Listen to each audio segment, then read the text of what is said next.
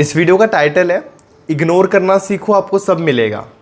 Value, respect और प्यार। लेकिन जो सबसे पहली बात मैं आपको बताऊंगा ना, वो सुनकर आप हैरान हो जाओगे। कई बार हम इग्नोर करके, स्पेस लेके, साइलेंट रहकर पार्टनर को अपने बिना जीना सिखा देते हैं।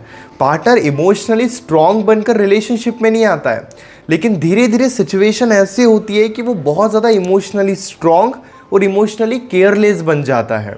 एक समय ऐसा आता है कि उन्हें फ़र्क ही नहीं पड़ता है कि रिलेशनशिप चलेगा भी या फिर ब्रेकअप हो जाएगा। वो हर सिचुएशन के लिए बिल्कुल ऐसे तैयार होते हैं जैसे उन्हें कोई फ़र्क ही नहीं पड़ रहा है। अगर ब्रेकअप भी हो रहा है तब भी वो तैयार है, सिचुएशन सही चल रही है तब भी वो मज़े ले रहे हैं। यानी कि हम पूरे तरीके से ये समझ ही नहीं पाते हैं कि आखिर उनका ये बिहेवियर ऐसे बना तो बना क्यों। दूसरी तरफ हमारी अटैचमेंट इतनी ज़्यादा बढ़ जाती है कि अगर एक दिन बात नहीं हुई तो उस दिन हम ठीक से सो नहीं पाते हैं। बार बार फ़ोन की तरफ देखते हैं कि कब उनका कॉल आएगा, कब वो मैसेज करेंगे, उनका रिप्लाई आया भी या नहीं आया। और पूरे तरीके से इस सिचुएशन में हम इतने ज़्यादा फंस जाते हैं कि हम हर दिन बेचैन रहने लगते हैं। दूसरी तरफ उन्हें इतना ज़्यादा फ़र्क नहीं पड़ता है। आखिर ऐसा क्यों होता है? क्यों हम इग्नोर करके, साइलेंट रहकर उन्हें स्ट्रॉन्ग बना देते हैं? ये सब हम बहुत ध्यान से समझने वाले हैं। नमस्कार दोस्तों, मैं हूँ श्रावण, आप देख रहे हो स्काइल। आपके और उनके बीच में कोई फाइट हुई, गलती उनकी थी, लेकिन आपने जाके उनको सॉरी कहा क्योंकि आप चाहते हो बातचीत करके सब ठीक हो जाए। गुस्से में उन्होंने बहुत कुछ आपको बोल दिया और आपने उनको बहुत आसानी से माफ़ कर दिया। वो कभी भी आपको इग्नोर कर देते हैं, ब्लॉक कर देते हैं, और फिर जब उनकी इच्छा होती है वो आकर आपसे बातचीत करने लगते हैं। उन्हें धीरे धीरे इस बात का एहसास हो जाता है कि आप उन्हें छोड़कर कहीं नहीं जाओगे। कुछ टाइम के बाद आप ही कांटेक्ट करोगे, कुछ टाइम के बाद आप ही उनसे बातचीत करने की कोशिश करोगे, कुछ टाइम के बाद आप ही उनके कांटेक्ट में रहोगे।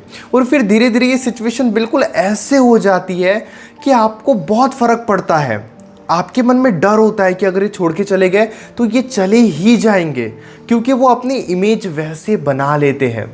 या फिर ये कह लो कि आप खुद को इतना कमज़ोर बना लेते हो जिस वजह से वो खुद ही स्ट्रांग बन जाते हैं।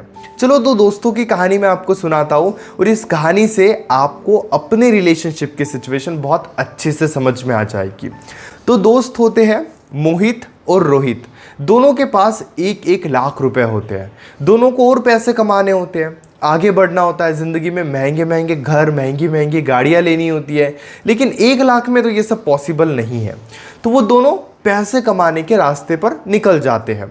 मोहित अलग रास्ते पर निकल जाता है, अलग काम करने लगता है, अलग बिजनेस करने लगता है, और रोहित अलग काम और अलग बिजनेस करने लगता है। अब धीरे धीरे मोहित की हालत ख़राब हो जाती है। वो पैसे कमा तो नहीं पाता है, लेकिन जितने भी पैसे उसके पास थे 1 लाख रुपए, वो धीरे धीरे सारे पैसे खर्च कर देता है। जो बिजनेस करता है उसमें नुकसान हो जाता है, जिसके बाद उसके पास केवल 10 या 15 हज़ार रुपये बचते हैं। दूसरी तरफ रोहित अपने पैसे बहुत कमा तो नहीं पाता है, लेकिन धीरे धीरे इधर उधर से कमाकर वो 1 लाख के 2 लाख कर लेता है। एक तरफ रोहित के पास 2 लाख रुपए है और मोहित के पास बस 10, 15, 20 हज़ार रुपये है। अब आप ध्यान से समझना, वो दोनों एक पास आए, एक साथ बात करने लगे, और धीरे धीरे रोहित को ये महसूस होने लगा कि उसने तो ज़िंदगी में बहुत कुछ बड़ा कर लिया है। क्यों? क्योंकि वो मोहित से अपने आप को कंपेयर कर रहा था, और मोहित यहाँ पे बहुत ज़्यादा बेचैन हो गया कि मैं तो कुछ नहीं कर पाया, मैं पैसे नहीं बना पाया। क्यों? क्योंकि वो रोहित से कंपेयर कर रहा था। जबकि देखा जाए तो दोनों ने भी ना तो बहुत ज़्यादा पैसे कमाए थे और ना ही अपने गोल्स को अचीव किया था। लेकिन जो सिचुएशन में वो मिले थे, एक सिचुएशन में थोड़ा ऊपर चले गया, रोहित की सिचुएशन थोड़ी बेटर हो गई और मोहित की सिचुएशन थोड़ी कम हो गई, मोहित की सिचुएशन थोड़ी ख़राब हो गई। इसी तरीके से एक रिलेशनशिप होता है। जब हम मिलते हैं तो एक की इमोशनल स्टेबिलिटी बढ़ते चले जाती है और दूसरे की इमोशनल स्टेबिलिटी कम होते चले जाती है, और वो दोनों एक दूसरे को कंपेयर करते हैं।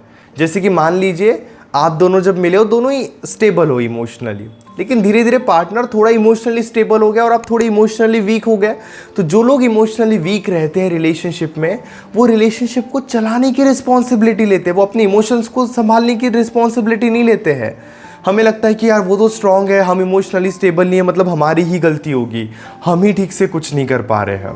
देखा जाए तो आपका ध्यान बस अपने ऊपर होना चाहिए। जैसे मैंने आपको रोहित और मोहित की कहानी सुनाई, हो सकता है कि मोहित ने कुछ बिजनेस स्टार्ट किया, उसमें उसका लॉस हुआ, इसलिए उसके पास इतने पैसे बचे हैं, लेकिन अगर वो रोहित से कंपेयर करेगा तो हमेशा बेचैन होते रहेगा। अगर वो अपने ऊपर ध्यान देगा तो वो ज़रूर ज़िंदगी में आगे ज़्यादा पैसे कमाएगा। दूसरी तरफ रोहित अगर ये सोचेगा कि मैंने तो पैसे कमा लिए, मैं तो मोहित से ज़्यादा कामयाब हो गया, मेरे पास तो 2 लाख रुपए आ गए, अब इस वजह से फिर रोहित कभी आगे बढ़ने के बारे में सोचेगा ही नहीं। आपको ये रिलेशनशिप में समझना होगा कि पार्टनर अगर थोड़ा इमोशनली स्ट्रांग हो गया, इसका मतलब ये नहीं कि आप इमोशनली बिल्कुल वीक हो या आपके पास इमोशंस का कंट्रोल है ही नहीं। आपको समय रहते इमोशंस का कंट्रोल लेना होगा।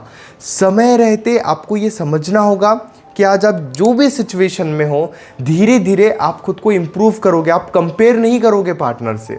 कई बार हम पार्टनर को इग्नोर करके साइलेंट होकर उन्हें और ज़्यादा स्ट्रांग बनाते हैं। क्यों? क्योंकि हम उन्हें ये भी फील करा देते हैं कि कुछ टाइम के बाद हम खुद उनके पास चलकर वापस आ जाएंगे।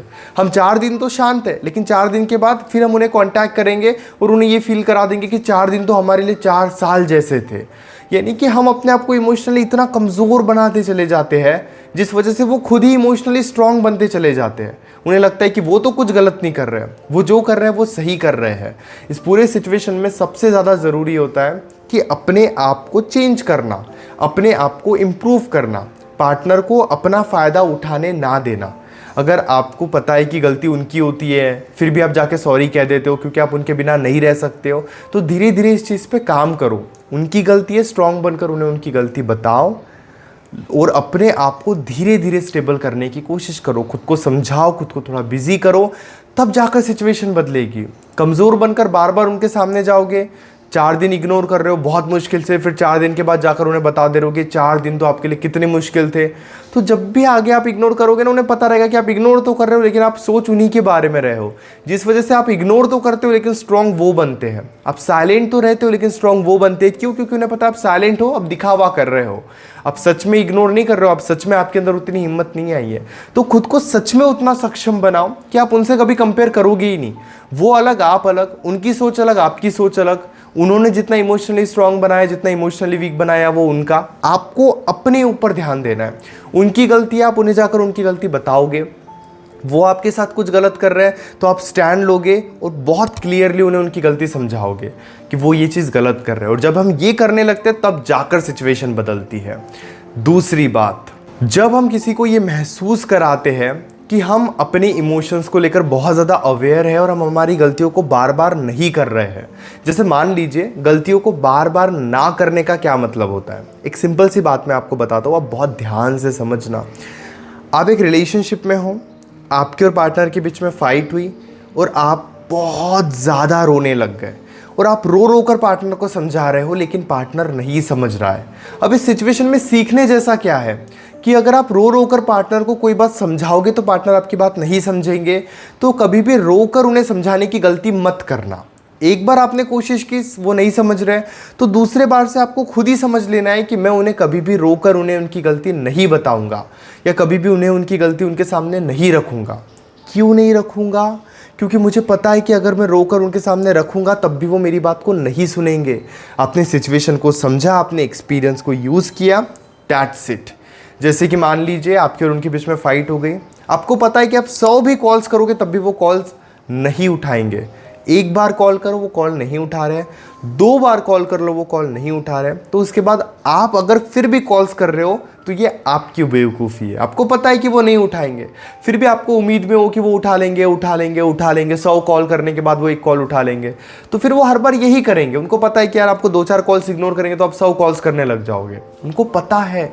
आप अपने आप को वैसे बनाओ कि आपने जो गलतियाँ पास्ट में की थी वो गलतियाँ आप अभी रिपीट नहीं करोगे। आपको पता है वो बहुत ज़्यादा कॉल्स करने पर भी आपका कॉल नहीं उठाते, तो आप एक बार कॉल करके छोड़ दोगे।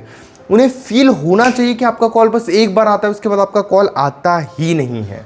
जब आप ये उन्हें फील कराओगे, जब आप उन्हें ये फील होने दोगे, तब जाके सिचुएशन बदलेगी, तब जाकर पॉजिटिव चेंजेस आएंगे। अगली बात, रिलेशनशिप में हमेशा याद रखना, क्लैरिटी चेज़ करना ज़्यादा ज़रूरी होता है सिचुएशन को बदलने से। कई बार हमें ये समझ लेना चाहिए कि वो इंसान हमारे लिए सही है भी या फिर नहीं। कई बार हमें समझ लेना चाहिए कि कहीं वो इंसान हमें मैनिपुलेट तो नहीं कर रहा है। कई बार हमें समझ लेना चाहिए कि वो इंसान हमारा फ़ायदा तो नहीं उठा रहा है।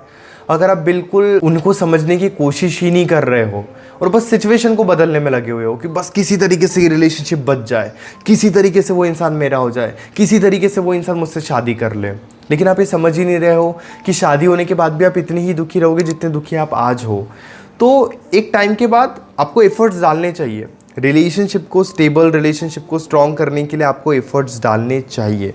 लेकिन आपको ये भी समझना चाहिए, आपको ये भी अंडरस्टैंड करना चाहिए कि आप बहुत ज़्यादा कोशिश नहीं करोगे।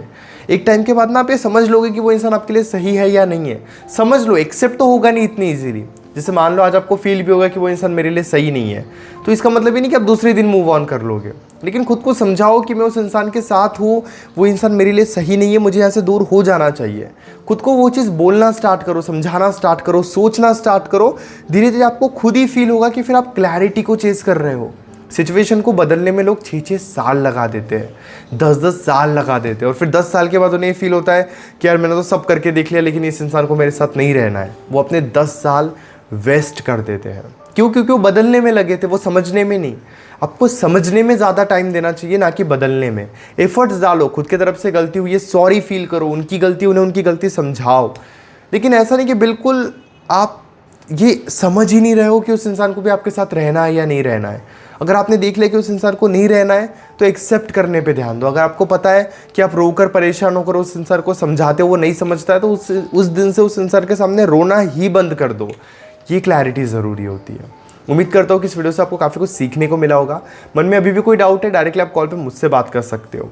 9834250097 इस नंबर पर आप मैसेज कीजिए। हमारे बीच में कॉल पर जो भी बातें होगी वो कम्प्लीटली सेफ और प्राइवेट रहेगी। और अगर आप चाहते हो कि आपके लाइफ की सिचुएशन ठीक हो जाए तो चैनल को ज़रूर सब्सक्राइब कर लीजिए, क्योंकि उससे आपके लाइफ की सिचुएशन इंप्रूव होती है।